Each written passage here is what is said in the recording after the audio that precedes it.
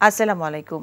মিতা মুস্তাফা স্বাগত জানাচ্ছি এনটিভির দুপুরের খবরে। ক্রাউন সিমেন্ট শিরোনাম দেখছিলেন, এবার পুরো খবর। এখন জন্ম সনদ দিয়ে খোলো বিকাশ স্টুডেন্ট অ্যাকাউন্ট। নিজের বিকাশ নিজে কর। আন্দোলনকারীদের উপর আজ থেকে গুলি না চালানোর নির্দেশনা চেয়ে হাইকোর্টে রিট দায়ের করা হয়েছে। একই সঙ্গে রিটে কোটা আন্দোলনের ৬ জন সমন্বয়ককে ডিবি হেফাজত থেকে মুক্তির নির্দেশনা চাওয়া হয়েছে। সকালে সুপ্রিম কোর্টের আইনজীবী মঞ্জুর আল মতিন প্রীতম ও আইনুন্নাহার সিদ্দিকা লিপি এই রিট দায়ের করেন। রিটে মন্ত্রিপরিষদ সচিব, স্বরাষ্ট্র সচিব, সেনাবাহিনী প্রধান, পুলিশের মহাপরিদর্শক সহ সংশ্লিষ্টদের বিবাদী করা হয়েছে।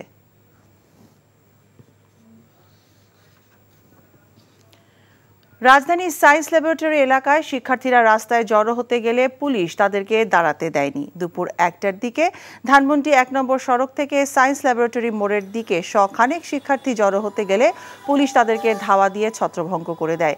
এখান থেকে কয়েকজনকে আটক করে পুলিশ, তবে ওই এলাকায় যান চলাচল স্বাভাবিক আছে। এদিকে মিরপুর ১০ নম্বর এলাকাতেও শিক্ষার্থীরা জড়ো হতে চাইলে পুলিশ তাদেরকে দাঁড়াতে দেয়নি। এখান থেকেও কয়েকজনকে পুলিশ আটক করলেও সেখানে যান চলাচল স্বাভাবিক আছে।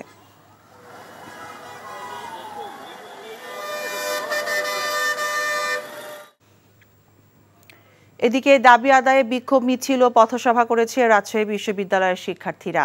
কেন্দ্রীয় কর্মসূচির অংশ হিসেবে আইনশৃঙ্খলা বাহিনীর উপস্থিতিতে দুপুরে শিক্ষার্থীরা রাজশাহী বিশ্ববিদ্যালয়ের প্রধান ফটকের সামনের মহাসড়কে জড়ো হয়।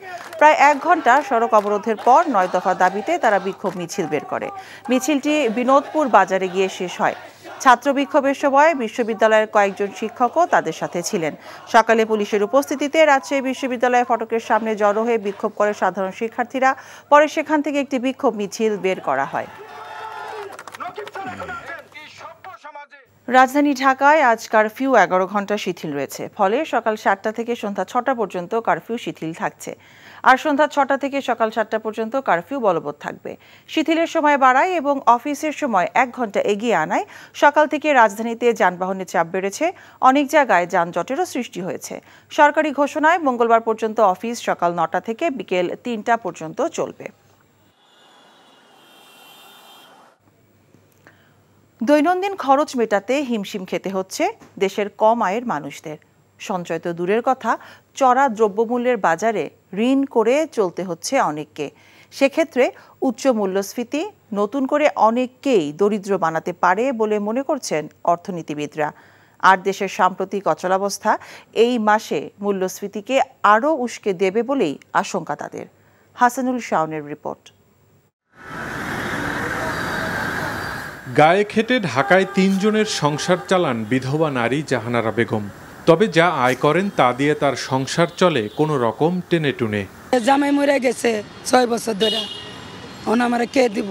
ওই কষ্ট হয়। জিপিএস ১২০ টাকা, এই জায়গাতে ১ কেজি না নিয়ে ১ পা নেই, খাইতে তো হয়, পেটে তো মানে না।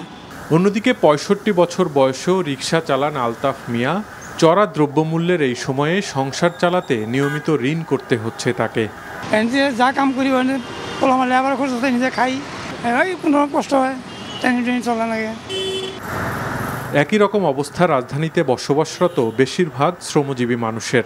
তাদের অনেকেই ঘর ভাড়া আর খাওয়ার খরচ মেটাতে পারছেন না সীমিত আয় দিয়ে। না কাম না করলে খাইতে সমস্যা হলে ধার করি আবার ইয়ে করলে কাম কাজ করি আবার দিয়ে দিই। নিজের খরচা, ফ্যামিলির খরচা যোগান খুব কঠিন। বাজারে এখন তেল, চাল, আলু, পেঁয়াজ, মাছ, মাংস সহ বেশিরভাগ নিত্যপণ্যের দামই চড়া, যা উস্কে দিচ্ছে মূল্যস্ফীতিকে। দেশে গত বছরের মার্চ থেকে মূল্যস্ফীতি হচ্ছে ৯% বেশি। এর মধ্যে সাম্প্রতিক পরিস্থিতিতে বেশ কদিন অনেকটাই অচল ছিল আর্থিক কর্মকাণ্ড, যাতে এ মাসে মূল্যস্ফীতি আরও বাড়তে পারে বলে শঙ্কা অর্থনীতিবিদদের। আমাদের শিল্প কারখানা এগুলো তো বন্ধ ছিল, সেগুলো এখন চালু হয়েছে।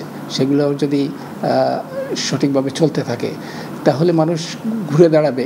কিন্তু মূল্যস্ফীতি তো কমবে বলে মনে হচ্ছে না। মূল্যস্ফীতি বরং এই মুহূর্তে বেড়েই গেছে, কিছুটা না, বেশ কিছু বেড়ে গেছে।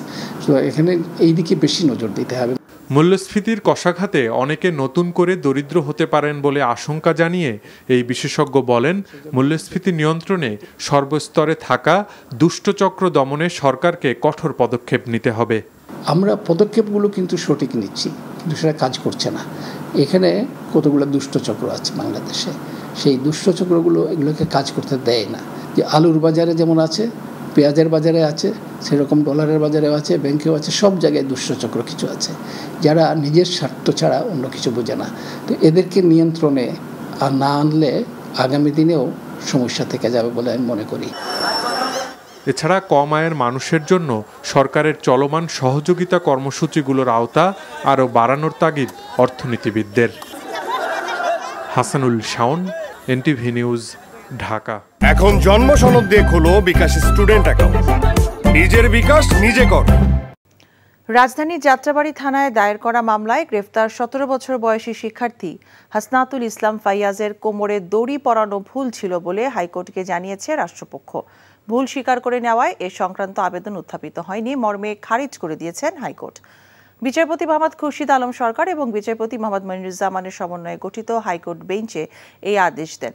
রোববার আইন লঙ্ঘন করে ফাইয়াজকে দড়ি বেঁধে পুলিশ ভ্যানে তোলা এবং রিমান্ডে নেওয়ার বিরুদ্ধে জনস্বার্থে রিট আবেদন করেন আইনজীবী ডক্টর শাহাদিন মালিক। শুনানিকালে রাষ্ট্রপক্ষের আইনজীবী অতিরিক্ত অ্যাটর্নি জেনারেল শেখ মোহাম্মদ মোরশেদ হাইকোর্টকে বলেন, ওই শিক্ষার্থীকে রিমান্ডে নেওয়া হবে না, তার পরিবার আদালতে জামিন আবেদন নিয়ে গেলে তা বিবেচনা করা হবে, আর এক্ষেত্রে শিশু আইনে পদক্ষেপ নেওয়া হবে। পাম্প হাউসে তালা লাগিয়ে দেয়ায় সেচ সংকটে পড়েছেন নাটোরের বাগাতিপাড়ায় হাজারো কৃষক। ধানের চারা রোপণের সময় পার হয়ে গেলেও পানির অভাবে রোপণ করা যাচ্ছে না ধান। একই অবস্থা অন্যান্য ফসলের ক্ষেত্রেও। এ অবস্থায় ক্ষতিগ্রস্ত কৃষকরা চান দ্রুত সমাধান।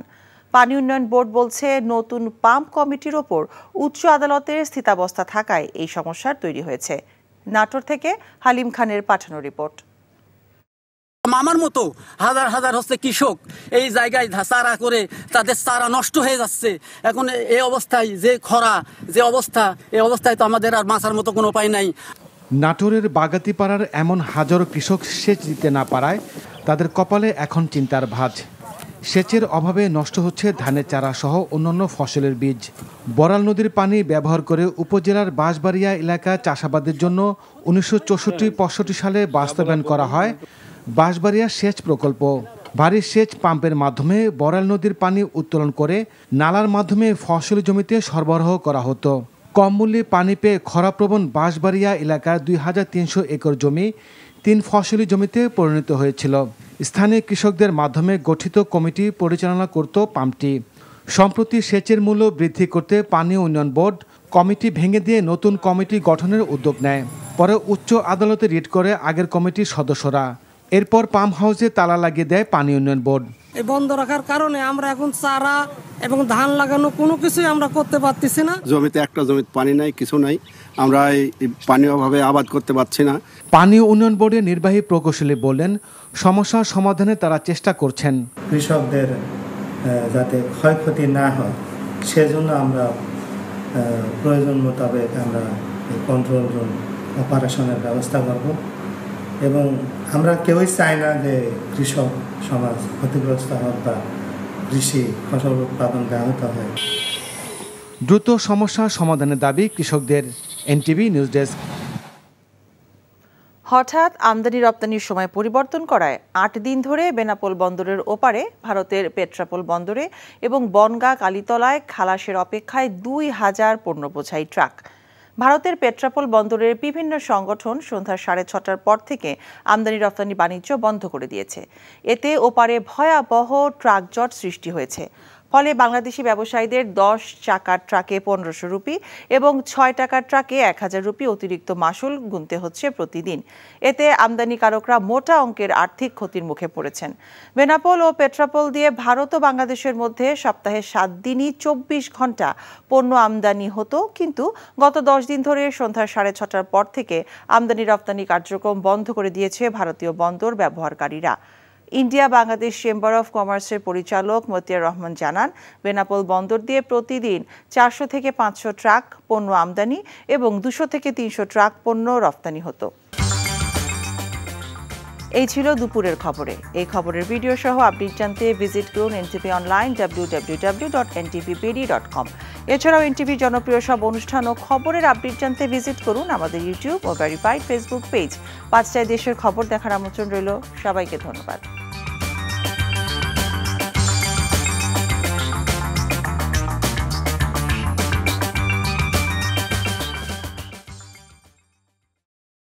এখন জন্ম সনদ দিয়ে খোলো বিকাশ স্টুডেন্ট অ্যাকাউন্ট।